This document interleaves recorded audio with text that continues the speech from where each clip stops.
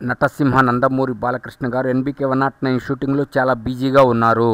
ఆయన వారసుడుగా తన కుమారుడైన శ్రీ నందమూరి మోక్షజ్ఞ తేజ గారిని ఇంట్రడ్యూస్ చేయబోతున్నారు. ఇన్నాళ్లు రకరకాల రూమర్స్ అయితే బయటికి వచ్చినాయి. కానీ తాజాగా తెలుస్తున్న విషయాలను బట్టి చూస్తే నందమూరి మోక్షజ్ఞ తేజ గారిని ప్రశాంత్ వర్మ మనకి పరిచయం చేయబోతున్నారు. అది కూడా ఒక పర్ఫెక్ట్ ప్లానింగ్ మరియు పర్ఫెక్ట్ కథతో రాబోతున్నారు. ఎందుకంటే మొదటి సినిమా, ఆ సినిమా ఎట్లా ఉండాలంటే మొత్తం మోగిపోవాలి, అఖండలాగా అద్భుతంగా ఉండాలి, అమోఘంగా ఉండాలి, అనితర సాధ్యమైన సినిమా రావాలి. వస్తేనే ఫ్యూచర్ లో క్యారియర్ సాఫీగా సాగిపోతుంది. మొదటి సినిమానే కొద్దిగా అటు ఇటు అయితే కష్టం కాబట్టి మహాభారతంలోని ఒక పాత్రని తీసుకొని దాని చుట్టూ కథని అల్లి, అంటే ఇది కూడా ఒక సూపర్ హీరో సినిమా లాగానే ఉంటుంది. మోక్షజ్ఞ తేజ ఒక సూపర్ హీరోగా మన ముందుకు రాబోతున్నాడు అన్నది అర్థం అవుతుంది. ప్రశాంత్ వర్మ సినిమాటిక్ యూనివర్సిటీలో నటించబోతున్నాడు నందమూరి మోక్షజ్ఞ తేజ అన్నది కన్ఫర్మ్ అవుతుంది. కానీ ఇది అఫీషియల్ గా ప్రకటన త్వరలోనే వస్తుందంటారు. నందమూరి మోక్షజ్ఞ తేజ ఎంట్రీ ప్రశాంత్ వర్మతో కన్ఫర్మ్ అయింది.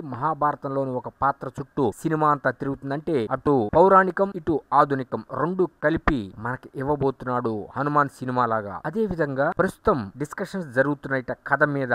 కానీ ప్రస్తుతం నటసింహ నందమూరి బాలకృష్ణ గారు ఎన్బికే 109 షూటింగ్ లో బాగా బిజీగా ఉన్నారు. ఆయన కుమార్తె తేజస్విని గారు మరియు మోక్షజ్ఞ కూర్చొని విని కథలో మార్పులు చేర్పులు ఆలోచిస్తూ ఉన్నారట. అంటే త్వరలోనే మనకి సెట్స్ మీదకి వెళ్ళబోతుంది, గ్రాండ్ లాంచింగ్ ఉండబోతుంది. కాబట్టి వరల్డ్ వైడ్ నటసింహ నందమూరి అభిమానులు మరియు ప్రేక్షకులు రెడీగా ఉండండి. త్వరలోనే నందమూరి మోక్షజ్ఞ తేజ సినిమా ఎంట్రీ ఉండబోతుంది. సినిమా రిలీజ్ అయ్యి మొత్తం మోగిపోతుంది.